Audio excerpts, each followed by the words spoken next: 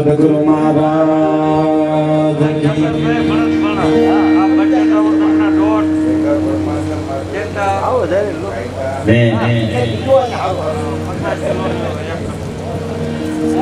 એક પેલા 100 પોઈન્ટ કરી દઉં.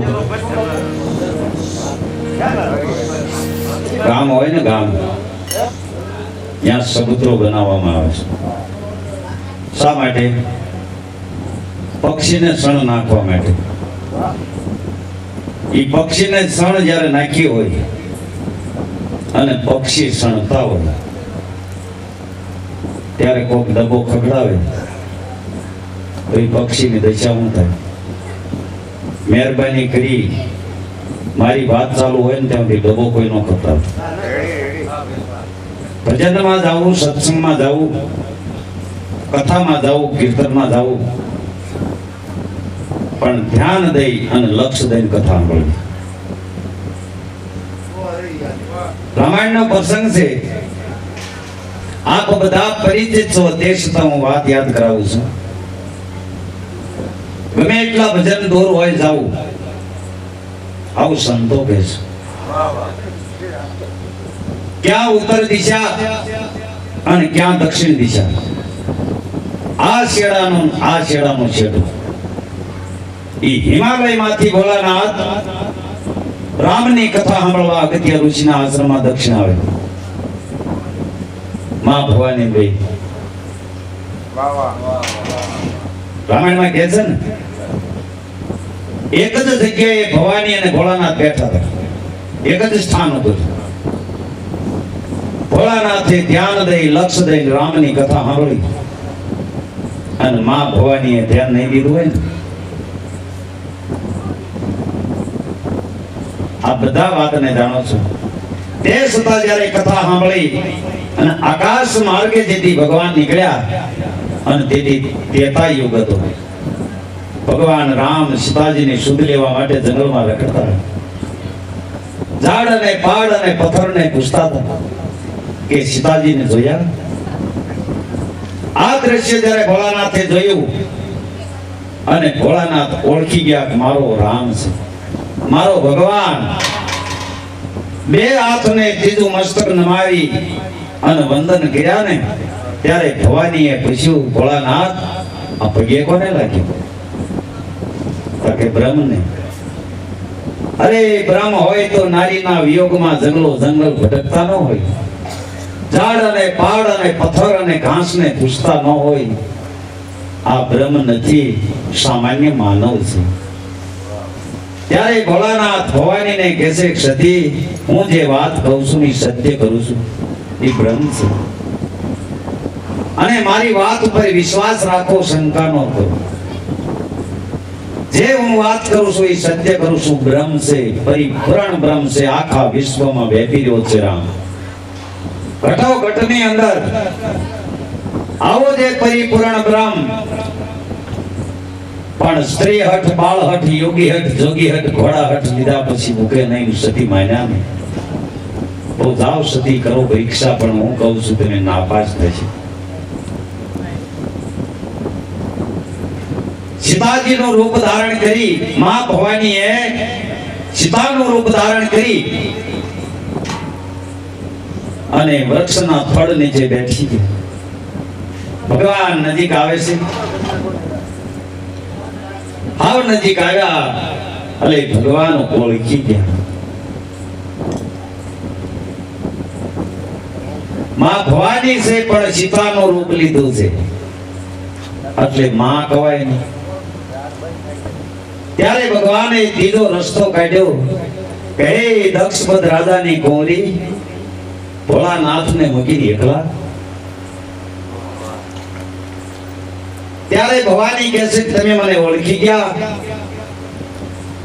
ત્યારે કહે છે કે રામ અને શિવનો ભેદ તમે જાણતા નથી. આ ભેદ જાણવો હોય તો કોઈ સદગુરુ મહાપુરુષના ચરણે વિયા જઈએ. કારણ કે જે નર સદગુરુના ચરણે ગયા એને ભેદ જાણવા મળ્યો છે. નામ રૂપ ગુણની પાર સદગુરુ સાહેબ છે એ પદ નિકી થાય એનો બેડો પાર છે જીવ ઈશ્વરને માયા ચોથું પદ અવિનાશી એ પદનો ભેદ જાણે એને કવિ હરિના દાસી નામરૂપ ગુણની પાર જે ચોથું પદ છે અવિનાશી પદ જેને અમર પદ કીધું અવિનાશી પદ કીધું એ પદની ઓળખાણ આપણા ગુરુ કરાવે છે પણ એક ચૂકતી થયો બાપ વિચાર કરો ચોટીલાથી હાઈવે ઉપર મોરડી ગામ આવે જ્યાં 52 હનુમાનની જગ્યા અને ઈ આપાર હતા કાઠી દરબાર જેની વાડીએ શિયાળામાં ઘઉં વાયા છે અને વાવું ગયા છે હાથમાં બેરખો ફરે છે તોહી ઠાકર તોહી ઠાકર તોહી ઠાકર ઠાકરના નામનું સ્મરણ લાગ્યું છે એમાં એક બાજુ ઘઉંમાં બકરી ખાય છે કટ કટ કટ અવાજ આવ્યો અને બેરખો થમી ગયો અને જ્યાં નજર કરીને ત્યાં ઘઉંમાં બકરી ખાધી બકરીને જોઈ અને આપા હતા એટલું કહેશે ખાઓ ખાઓ પેટ ભરીને ખાઓ રામ કા ખેત હે રામ કી બકરી ખાઓ ખાઓ પેટ ભરીને ખાઓ બકરીને ખાવા દેશે બકરી ધરાય રહી અને જ્યારે બકરી હાલતી થઈ મનો બાપુ આપા રતાએ વિચાર કર્યો કે માંડવના ડુંગરમાં કોઈ ભરવાડના વાડા હશે વાડામાંથી બકરી નીકળી ગઈ છે લાય હું એની પાછળ જાવ નહીતર માંડવના ડુંગરમાંથી કોઈ જાનવર આ બકરીને મારી નાખશે શબ્દ ઉપર ધ્યાન આપજો ઈ બકરી આગળ અને પાછળ આપા હતા વિચાર કર્યો આ બકરી ક્યાં જાય છે માંડવના ડુંગર વટાવતા વટાવતા વટાવતા સોનગઢ જે ગેબીનું ભોંયરું રહ્યું બાપ જે નાથ ધારા જેને કહેવાય એની પરંપરા સતાધાર સુધી ભોગી એ ગેબીનાથના ભોંયરામાં બકરી ઉતરી આપા રતા તો દરવાજે ઉભા રહ્યા થોડીક વાર લાગી અને ભોંયરામાં વડલા જેવો સંત માથે મુંગટ છે લાવી જટા છે કાનમાં કુંડળ છે આગળ એક ધૂણો છે અને પડકાર કર્યો કે હે આપા રતા વિયોય બાપ તારી રાહ જોઉં છું આપા રતા ભોંયરામાં જાય છે ગેબીનાથને પગે લાગીને બેઠા અને તેની ગેબીનાથે આદેશ કર્યો આપા રતા આ બકરી દોઈ અને દૂધ લઈ આવો આજે આપણે ખીર બનાવી અને ખાવી છે વિચાર કરજો શબ્દ ઉપર ધ્યાન આપજો ઈ બકરી દોઈ દૂધ લઈ અંદર ખાંડ અને ચોખા નાખી અને ધૂણામાં ખીર તૈયાર કરી ખીર તૈયાર થઈ અને પછી ખીરનો પડીઓ બનાવ્યો એ ખીરનો પડીઓ બનાવી એક પડીઓ આપા રતાના હાથમાં દીધો અને કીધું કે બાપ પી જા ગુરુએ આદેશ કર્યો હોય તો પીવાય કે ન પીવાય એ પડીઓ જ્યાં મોઢે માંડ્યો અને ખીર હૃદયમાં ઉતરીને બાપ ત્યાં તો હાથે હાથ સક્ર વિધાઈ મહાપુરુષો ગણતરી કરીને કહે છે કે આપણા શરીરની અંદર હાથ ચક્ર છે એ હાથે હાથ ચક્ર વિધાઈ ગયા દેહનું ભાન ભૂલી ગયા ગગનમાં વિહાર મળ્યા કરવા આમ જ્યાં ગેબીનાથે નજર કરીને આહા આપો રતો તો દેહનું ભાન ભૂલી ગયો છે ગગનમાં વિહાર કરે છે લાઈ એને હું ભાનમાં લાવું અને ગેબીનાથે પોતાનો પંજો વિચાર કર્યો સદગુરુનો પંજો છે ને પારસમણી જેવી તાકાત છે ગમે એવું લોખંડ હોય ને તો હોનું બની જાય આ પંજામાં કઈ તાકાત છે એટલે કીધું કે પારસ કા પંજા સદગુરુ છે ને પારસ છે સદગુરુ કોઈ વ્યક્તિ નથી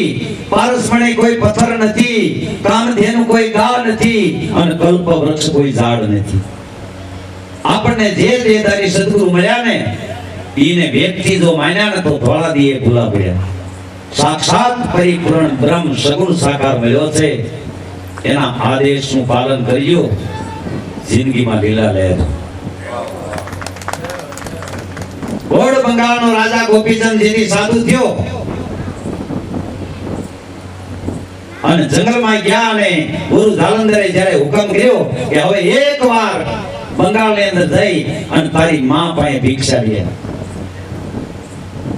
એટલે છેડો છૂટી જાય. બધો છેલ્લો હાથમાં જે લાગ્યો તો ને એ તૂટી જાય. અને ભિક્ષા લેવા મોકલ્યા. સાધુનો વેશ છે બાપુ, ભગવા લુગડા પહેર્યા છે, દાઢી જટા છે. ઈ ગોળ બંગાળના આંગણે આવી અલખની રંજનનો નાદ કર્યો, સીટીઓ ખકડાયો. ત્યારે માતાજી કહે છે કે બોલ્યા બાવાને જે આપવું એ આપી દો અને વિદાય કરો. તેથી ગોળ બંગાળના રાણીની દાસી હતી ને ઈ એટલું કહે છે કે માં ઈ બીજો બાવો નથી, તમારો દીકરો છે, મારો દીકરો છે ને આવો જોગી. કે માં ગોપીચંદ બોલ્યા હો કે માં તું ભૂલી ગઈ? આ મારા તેજ મને દેખાડ્યો છે અને પાછી ભૂલી ગઈ? કહે મેનાવતી સુણો ગોપીચંદ, માન શિખામણ મારી રાજના મદમાં અંધ બની ગયો સંગત કરી નહીં સારી. કહે મેનાવતી સુણો ગોપીચંદ, માન શિખામણ મારી. હે દીકરા, રાજના મદમાં એવા માણસનો સંગ થવાથી એક કામ કર, લઈ લે ફકીરી બની જા યોગી, તો તારું નામ અને તારી કાયા બે અમર બની જાય. માના કહેવાથી ભક્તિનો માર્ગ લીધો છે. એવી જો આપણા સંસારમાં કોઈ જો જનેતા હોય તો ભક્તિનો માર્ગ દેખાડ્યો. પણ અત્યારે જનેતા એવી છે, ક્યાં ગયો તો બટા કે ભજનમાં નો જવાય, હજી વાર છે, તારે હજી વાર છે. હે નાના બાળકો જાતા હોય ને ભજનમાં જવા દીજો. વિચાર તો કરો. જને મેનાવતીની વાત કરો, સતી મરદાલસાની વાત કરો, જેના કોખે હાથ દીકરા જન્મા અને હાથને ભક્તિના માર્ગે ચડાવી દીધી. આવી જો જનેતા આપણા આંગણે હોય ને તો દીકરાને ભક્તિનો માર્ગ, સતનો માર્ગ દેખાડે. એમાં જો સદગુરુ મળે તો શું વાત કરવી. ત્યારે ગિરિનાથ પંજોજા માથે મૂક્યો અને આપારતા ભાનમાં આવ્યા અને બે હાથ જોડીને મસ્તક નમાવી ગિરિનાથના ચરણમાં પગે લાગ્યા. અને તેથી ગુરુ ગિરિનાથે આદેશ કર્યો, આપારતા હવે તમે અહીંથી નીકળી જાઓ. આ જગતની અંદર તમારે ભ્રમણ કરવાનું છે, ગામડે ગામડે જવાનું છે, સત્સંગ કરવાનો છે. અને જે જગતમાં ભોલા અને પાખંડી પંથ હાલે ને એને જડા મૂળથી ઉખાડવાના છે. અને પછી જુગે સુબાડ્યો આપાર હતા એ બાપ. પણ મારે ભજનના દોર ઉપર ઘડી જવું છે.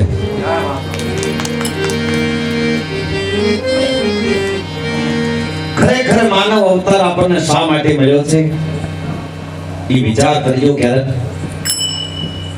લાખ રૂપિયાની ઘોડી આંગણે બાંધી હોય ને અને કોઈ મહેમાન આવે તો રામ રામ કે ચાલ બોલો ને તો મને ખબર પડે દોણામાં જાય છે.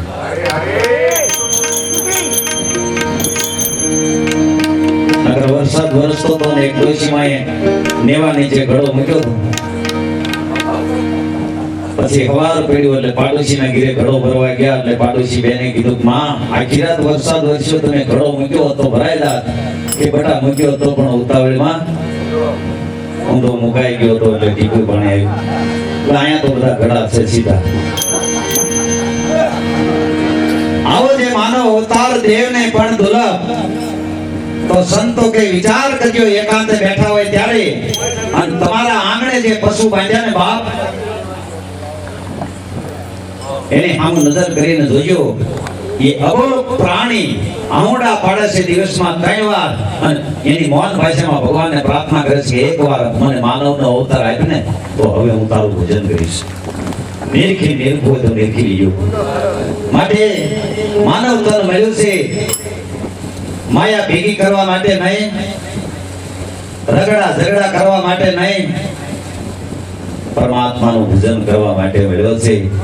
હે વિચાર તો કરો, આટલી 60-50 વર્ષની ઉંમર વહી ગઈ, કેમ આપણને હરિનું ભજન કરવાનો ભાવ જાગતો નથી?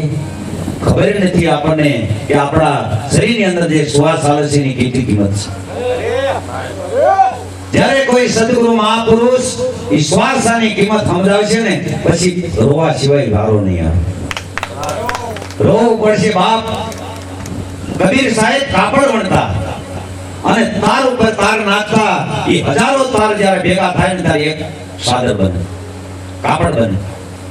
એમાં અચાનક કાપડ વણતા હતા અને કબીર રોવા માંડ્યા. શબ્દો પર ધ્યાન આપો. કોઈએ પૂછ્યું સાહેબ કેમ રડો છો? રોવાનું કારણ કે હું કાપડ વણતો અને તાર ઉપર તાર નાખતો, એમાં એક તાર તૂટી ગયો, એ તારને હંધાડવામાં રહ્યો ને ત્યાં એક શ્વાસો ભજન વિના ખાલી ગયો, એટલે મને રોવું આવે છે. આપણા 50 વર્ષના શ્વાસા વી ગયા, કેમ રોવું નથી આવતું? આપણને ખબર નથી બાપ. નકર વિચાર કરજો, કબીર જ્યારે બજારે નીકળ્યા અને કોઈ બેન ઘંટી દાણા દળતા, चलती जगी देख के कबीरा रोई, दो पड़ में साबुत रहा नहीं कोई. અને કબીર રોતા ત્યારે બેને પૂછ્યું કેમ રોવો છો? કે બેન તમે જેટલા દાણા નાખો છો એ બધા પીલાઈ જાય છે એટલે મને રોવું આવે છે. ત્યારે બેને કીધું બધા નથી પીલાતા, ઈ ગંટલાનો ઉપલો પાડ ઊંચું કરી એટલા પડારે જે કિલો હતો ને આ મોટી દાણા હતા. હે બાપુ, જેને સદગુરુના શરણે જઈને સતનામનો કિલો પકડી લીધો ને એ બેસી જવાના, નહીતર બીજા બધા પીલાવાના. માટે સદગુરુના ચરણે વહેલી તકે જાગી અને ભૂગી જાયો. સતનામ જાણી અને એનો ભજન કરી ભવસાગર થઈ જવાય એવું છે આ અવતારમાં. માટે એક મને પ્રિય ભજન છે કાયમથી, એ હું ગાઉં છું. જ્યારે માણસની અંદર માથે જ્યારે વિપત પડે ને, આફત આવે, કોઈ સંકટ આવે, ત્યારે આપણે ભગવાનને યાદ કરતા હોઈએ છીએ. એક સંતે લખ્યું છે ભજનમાં, મુશ્કેલી આવે પડે ત્યારે તમને યાદ કરું,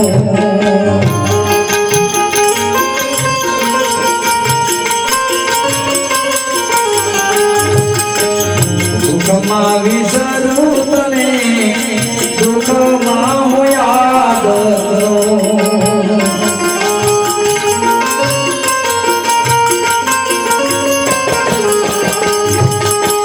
મોડી રે થાય જ્યારે બે પૈસાની,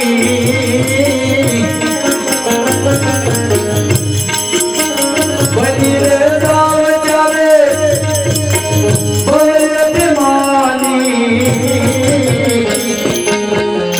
જ્યારે આવાના વાંધા પડે ત્યારે તમને યાદ કરું.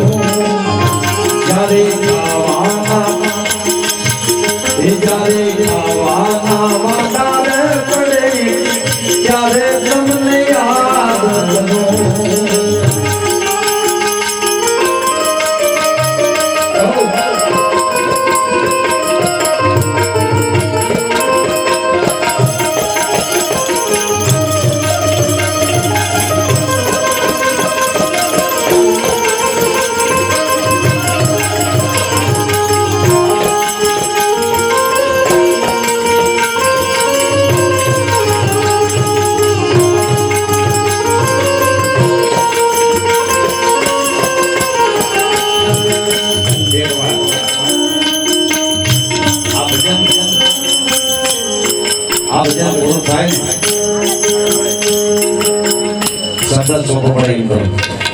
આ ભજન પૂરું થાય, સતી તોરણ કે મરું પણ માંગુ નહીં અપને તર કે કાજ.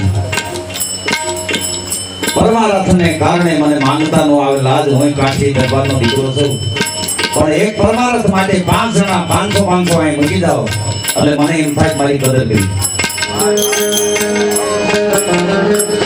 5 જણા આવો ખાલી 500 અને 1 રૂપિયાનું દાન તમે કરશો ને તો 3 ગણો પરમાત્મા આપશે એવું લખે છે કે કોઈનું માથે નો રાખે મોરારી આપે વ્યાજ સહિત ગિરધારી હે આયો તો દ્રૌપદીનો તાણો તેથી શિર ભુરાતા 999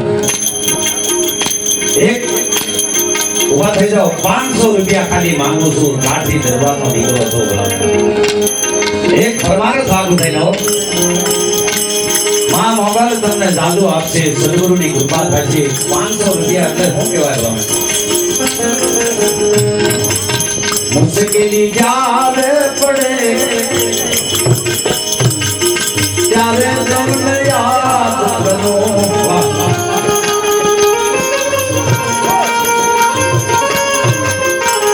સુખમાં વિસરું તને દુઃખમાં હું યાદ કરું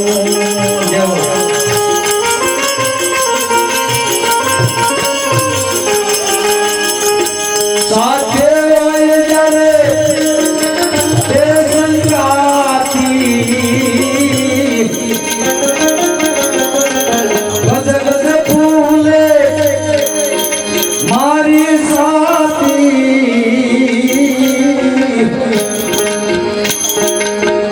જ્યારે એ કલડા મરાવું પડે ત્યારે તમને યાદ કરું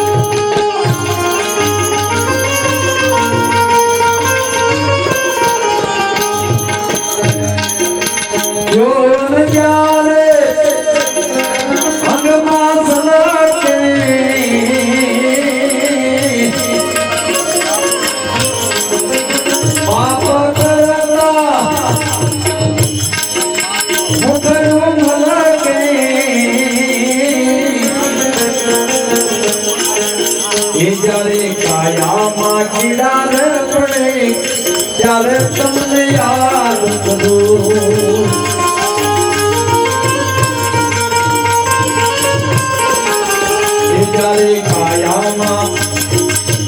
જ્યારે કાયામાં કીડા રે પડે ત્યારે તમને યાદ કરું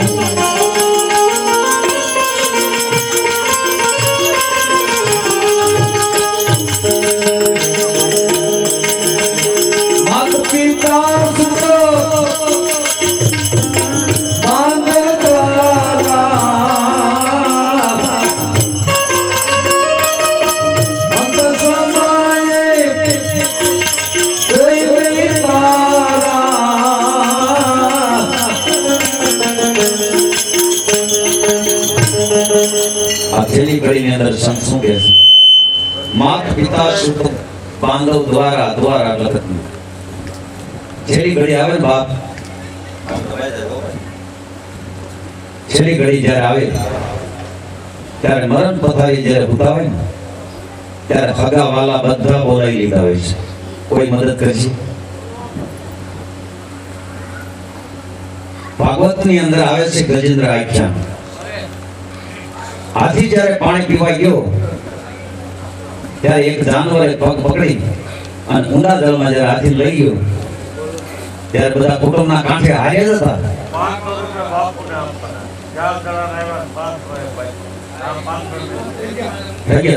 પાંચ ના બદલે 100 થયા રો બાપ હા હાથી ગયા બાપ એ ક્યારેક માનતા કરીએ છે ભૂલી જાય છે તો માં માફ કરી દે છે હાથી જ્યારે પાણી પીવા ઊંડા જળમાં ગયો ત્યારે કાંઠે એના બધા હગાવાલા ઉભા હતા પણ કોઈ મદદ કરી નહીં અને જ્યારે ઊંડા જળમાં હાથીને લઈ ગયા ઊંડ મંડી બુડવા અને એક જવના દાણા જેટલી ઊંડ રહે ને બહાર ત્યારે હાથીની યાદ આવ્યું કે હરિનું નામ લેવા ઉગાડે ને તો પરમાત્માનું નામ ઉગાડે એ ખાલી અડધું નામ લીધું આવું ભાગવતમાં લખ્યું છે આધારમ અને વિષ્ણુ ભગવાને ચક્ર વેદો કર્યો જળમાં જઈ જે જોડ નામનું જાનવર હતું ને એના કટકા કર્યા અને ગજરાળને છોડાયો એવો નામનો છે પ્રતાપ એક નામથી વાલિયો લૂંટારો થઈ ગયો એક નામથી અંજામેલ પાપી એક નામથી સદનો કસાય એક નામથી પિંગલા નામની વેશ્યા થઈ ગઈ આ નામનો પ્રતાપ છે અને ઈ નામ તો સદગુરુ બતાવે ને માત પિતા સુત બાદ દ્વારા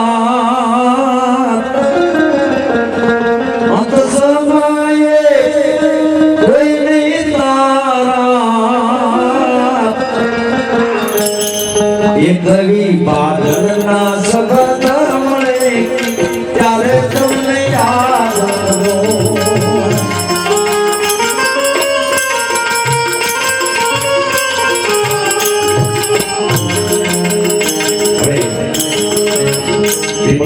બળદેવદાસ બાબુએ ભજન મને બહુ પ્રિય છે તમને લાગશે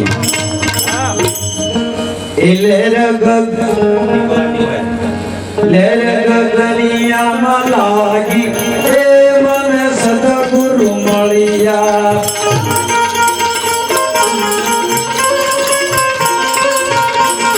સદગુરુ મળ્યા મને હરિગુરુ મળ્યા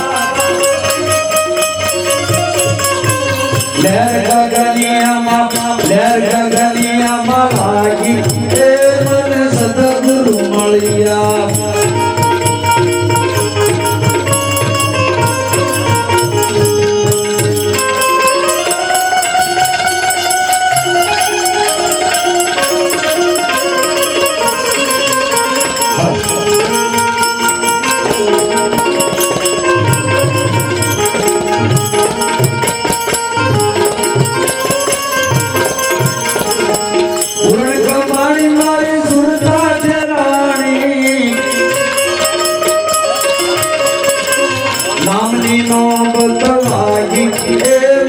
સદગુરુ મળ્યા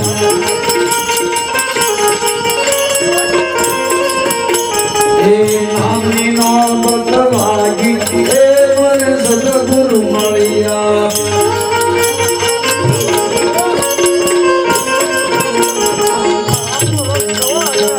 આ નામની નોબત જ્યારે વાગે બાપ અને ત્યારે સદગુરુ કૃપા ઉતર્યો સદગુરુની કૃપા પાદરી ન ઉતરે બાપ સદગુરુ માથે એટલો બધો પ્રેમ અને એટલો બધો ભાવ હોય ખાલી ગુરુ સેવા એમ નહીં ગુરુની કૃપા ક્યારે ઉતરે કરું વાત હે બાપુ ઓતરાતા બારના ઓરડા ઊંચી પઠારની ઓસરી ઉપર ભાઈ ખાટલા ઉપર બેઠા છે અને ડેરી ઉગડી અને સદગુરુ ડેરીમાં એક પગ ડેરીમાં દે અને એક હજી બહાર છે અને આમ જ્યાં નજર કરી ઓહો મારો ભોગતાવાનો ભગવાન આવ્યો ખાટલા ઉપર ઉભો થઈને ગુરુના પગ પકડવા જ્યાં જાય છે ને ત્યાં ફળીમાં સામે ઢાળિયામાં ભેંસ બાંધી ત્યાંથી ફળિયામાં અમે ભેંસ બાંધી હતી એમાં એક ભેંસનો પાડો છૂટી ગયો તો ભેંસને ધાવતો હવે આને વિચાર કર્યો પાડો વળાય પછી ગુરુના પગ પકડાય બોલો અહીંયા ગુરુ કૃપા ઉતરે પાડાને ધાવા દે ગુરુના પગ પકડવા જાય ને ત્યાં જ ગુરુની કૃપા ઉતરે બાપ વિચાર તો કરો ગુરુ આજ્ઞા બહુ મહત્વની છે અને પછી જ્યારે આ ગોપીચંદની વાત હું ભૂલી ગયો જ્યારે હે માં હું તારો દીકરો છું અને ભિક્ષા લેવા માટે આવ્યો છું મારા ગુરુએ આદેશ કર્યો છે અને તેથી મેનાવતીએ કીધું હતું બેટા હું ભિક્ષા દઉં ને એવી ભિક્ષા દુનિયામાં કોઈ નહીં દે એવું છે કે હા તો પહેલી ભિક્ષા કાયમ કિલ્લામાં લીધી એટલે ગોપીચંદે કીધું માં તારી વાત હું સમજ્યો ને કારણ કે હવે તો મારે રાજ નથી રાજ હોય ને કિલ્લો હોય રાજ હોય ને ફરતો ગઢ હોય હવે રાજ નથી તો તમે એમ કીધું કાયમ કિલ્લામાં રહી જાય એટલે થોડીક સોચી વાત કરીને દીકરા કિલ્લામાં રહી જાય એટલે ગુરુ આજ્ઞામાં રહી જાય. ગુરુ આજ્ઞા છે ને એ કિલ્લો છે બાપ. અને જેને જેને ગુરુ આજ્ઞા પાળી, સમય જાજો નથી લેવો પણ ગઢડા દાદા બાપુ ખાસ કાઠી દરબાર સ્વામિનારાયણ સંપ્રદાયની અંદર જેને 300 વીઘા જમીન આપી દીધી. કારણ કે વક્રતા બારના ઓરડા, ઊંચી પડથારની ઓસરી, ફળીમાં લીમડાનું ઝાડ નીચે ભગવાન સ્વામિનારાયણ બેઠા છે, સફેદ વસ્ત્ર ધારણ કરી ગાદી જગ્યા ઉપર, અને સામે 500 પરમહંસ દેશ વિદેશના બેઠા છે. અને ત્યારે સ્વામિનારાયણ ભગવાને એક પ્રશ્ન કર્યો હતો કે હે મારા વાલા ભક્તો, અધમમાં અતિ અધમ કોણ અને પાપીમાં અતિ પાપી કોણ? આનો જવાબ આપો. કોઈએ જવાબ ન આપ્યો. એટલે ભગવાન કહેતો હું જવાબ આપું.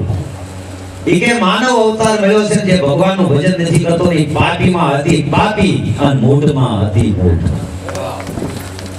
અને પછી થોડીક વાર લાગી અને પડખે બજાર હતી, બજારમાં ઢોર નીકળ્યા એટલે ભગવાને પૂછ્યું આ હું ગયું? તારે ઢોર ક્યાં ગયા? તારે જંગલમાં. પછી તારે શરીર હાથે ગીરે આવે. ભગવાન કે કયા ઢોર ગીરે આવે? તારે ધણી વાળા હોય, તારે ધણી વિના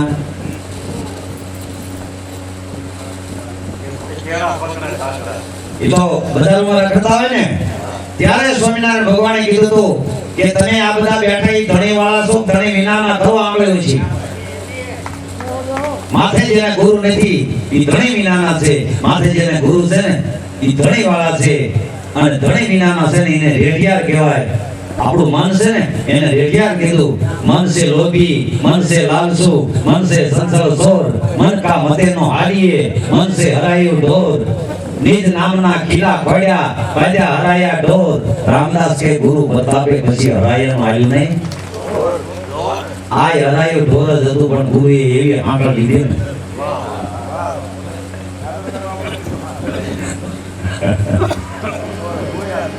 આ તમારી સામે ઉદાહરણ આપું, બીજે ક્યાં આપું? ભલા આમાં વળે કોઈ રામ રામ નતું કરતું, એના વડે પગ દાન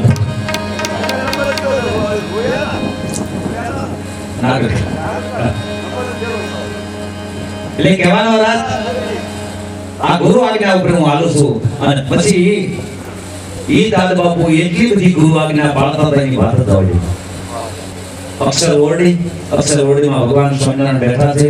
બાજુમાં એક હજામનું કેબિન, હજામત કરાવવા બાપુ બેઠા હતા. અડધી ગાડી ભૂગી છે અને ગુરુ મહારાજે આદેશ કર્યો દાદભાઈ ઓલા હજામને કે ઘડી કરે ગાડી બંધ કરી.